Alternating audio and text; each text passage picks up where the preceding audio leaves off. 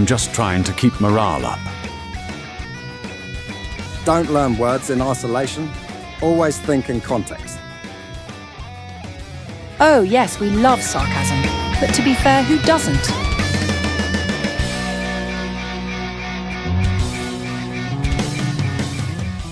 All right, Fred. Happy birthday, mate. Still allowed to call it a party after HR slashed the celebration budget by 30%. Heard you nearly had a meltdown, plus the interns still haven't recovered from the devastating news. Haha. All right. Don't blame me. Between Dave's gladiator campaign obsession and your mum's daily puppy spam, I'm just trying to keep morale up. However, how was your weekend? Still arguing with Anna about gravy? Went abroad to Barcelona with Anna. By mistake, we ended up in this karaoke bar. So she belted out popular songs out loud, badly. And Fred, how's your gym routine going lately? Still aiming for that marathon? Mate, hit the nail on the head. I'm achieving progress. Imagine, even ran 10 miles every day last week. I know, when pigs fly, I'll win the marathon and swap spreadsheets for running shoes full-time. Ha ha ha. But still, I love it. Keeps me strong and motivated. To be fair, I always say, you can't judge a book by its cover. I mean, nobody could imagine you as a marathon runner. And still, look at you. However, speaking of company matters, I try to act like I accept HR's decisions, but this time, blaming you for the campaign delay? It's a joke. I found out the CEO's already twisted the numbers to save face. Yep, it's ridiculous. I know, Anna was cut up about it too. She hasn't gotten used to this kind of cruelty from the CEO yet. Either way, I'll beat them at their own game. Don't worry. I've already reported this to the union. They won't win, no matter what. The situation calls for prompt action. Beyond that, I'm approving consequences only if they're fair to everyone. Oh, brilliant. You've already handled it. Cheers, mate. I appreciate your cool head. Just, don't let them damage your reputation. By the way, Anna's right. Our team's stronger than their nonsense. Exactly. Approving consequences if they're fair. It is my ideology. From today, we should focus on results. Doesn't matter what. You're absolutely right. Let's hope HR makes our day and announces a new coffee machine first thing Monday. It's the least they could do, or else the team will get up and revolt faster than Dave can say gladiator hashtags. So, what do you think after next week's horror show at the company? Fancy a pint Friday? Or will your mood depend on the CEO's behaviour? I'd love to, but actually, I'll approve my Viking retreat abroad. You know, camping in Finland.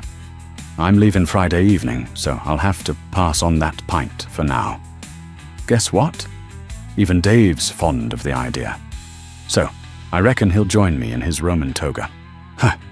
Speak of the devil. Fred, it just came to mind. Please, get rid of that dodgy coffee machine. I heard Anna's already tagged HR staff by name in the complaints channel. She claims it's a fire hazard and a crime against caffeine. Can't say I disagree, mate. Yeah, you're totally right, Dave. But maybe we also should get rid of this company topic. It's just totally sad that we have to beg for everything. Let's focus on your special day, Fred. Above all, let's find out if this pizza's edible. Smells like Dave got back from Rome with leftovers. Yummy.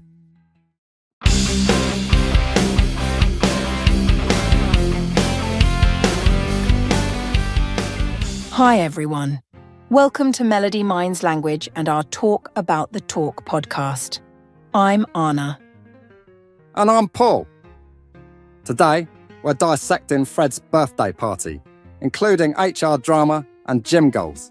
Grab a cuppa and let's dive into the real-life expressions. We'll teach you how to learn in context, share free resources, and even explain why Fred thinks pigs might not fly.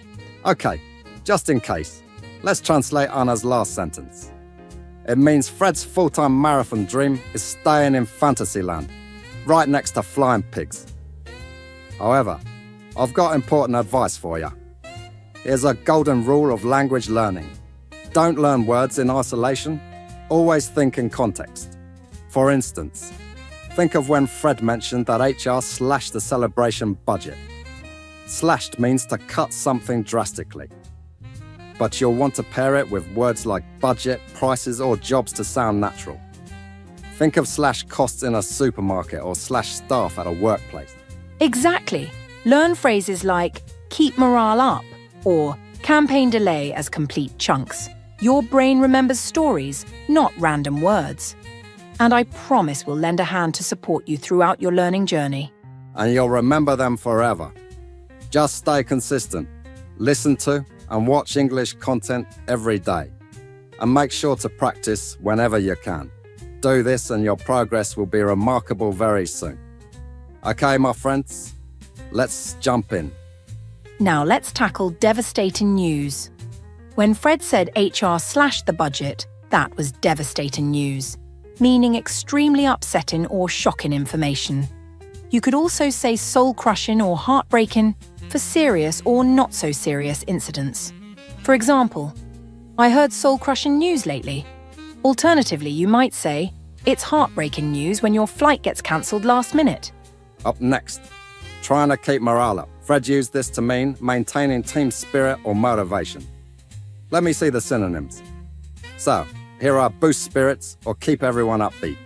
For example, additional benefits and perks keep everyone upbeat. Or playing music at work boosts spirits during busy seasons. Now let's talk about obsession, but not the creepy kind.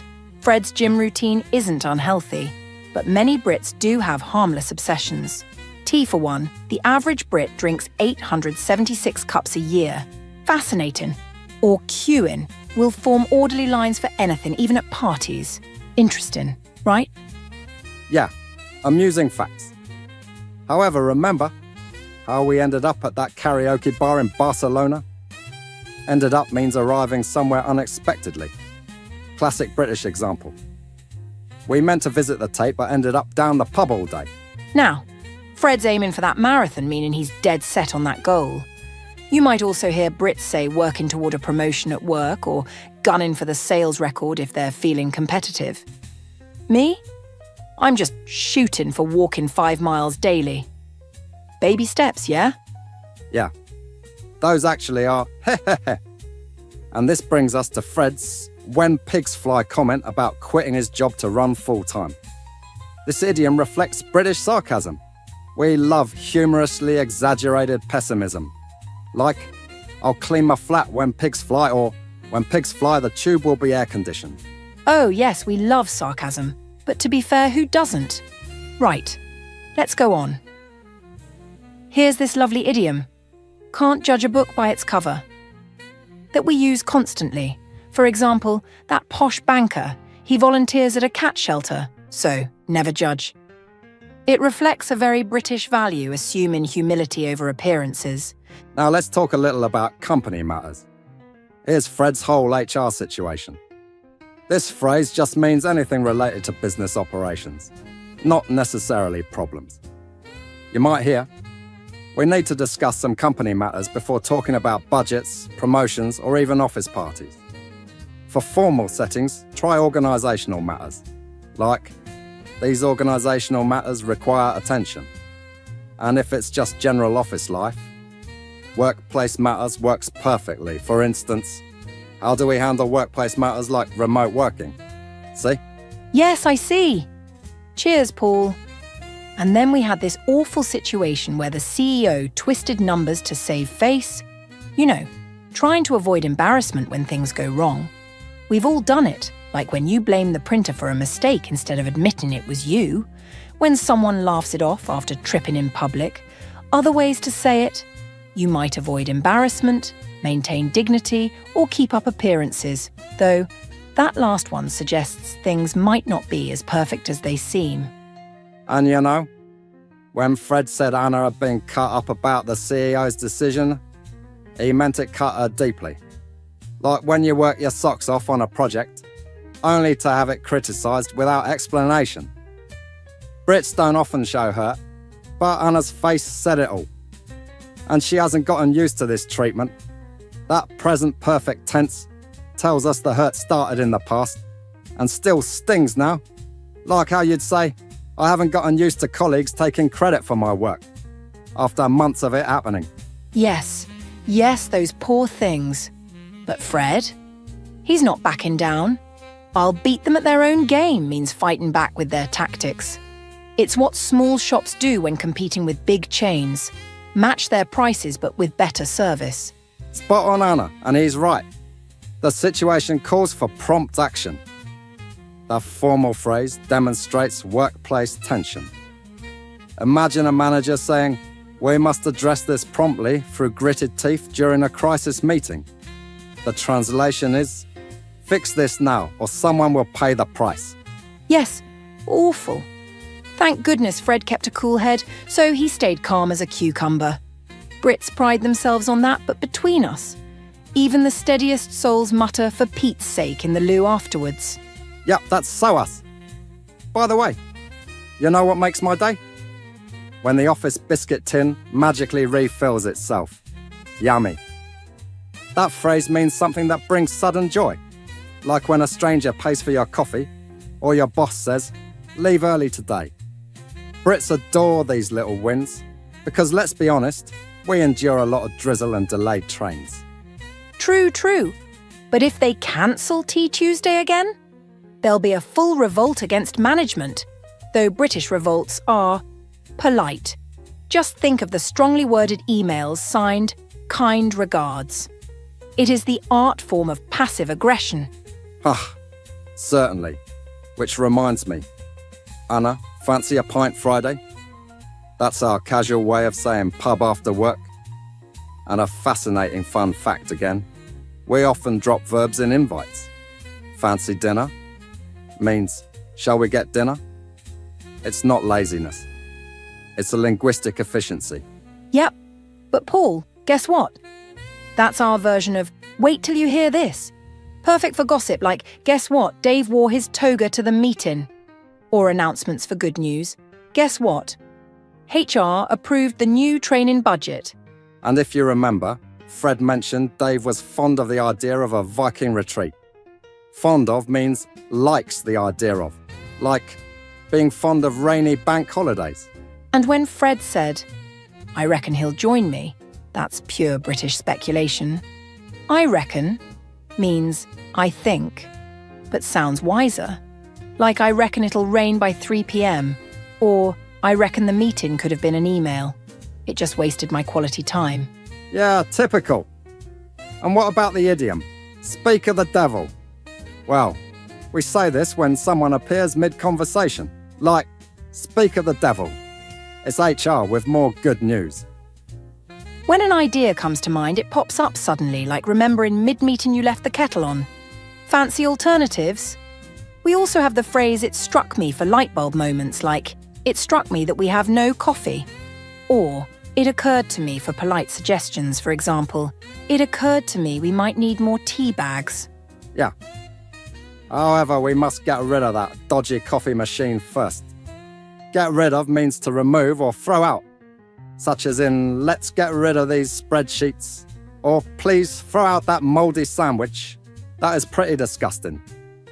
And that brings us to the close of another jolly round of chat, dear listeners. Remember, our banter isn't just about sharing quirky expressions. It's about blending grammar with life's little adventures, from casual banter to deep conversation. Exactly, Paul. Just keep watching and listening to our episodes repeatedly and try to mimic the expressions right after us. Then, weave them into your daily routine, write about your life, and tie those expressions to your own emotions and experiences. And remember, we have always got some free gifts to give your progress a real boost. Just take a gander at the description box for the full scoop. Absolutely. In the words of Winston Churchill, success is not final, failure is not fatal. It is the courage to continue that counts. Keep that in mind as you practice and perfect your language skills. Thank you for joining us on this episode of Talk About the Talk. We hope our playful dive into British expressions makes your learning journey not only easier, but a whole lot more fun. Goodbye for now, everyone. Stay curious, keep practicing, and we'll see you next time with more spirited conversation. Cheerio, and remember, every little step brings you closer to fluency.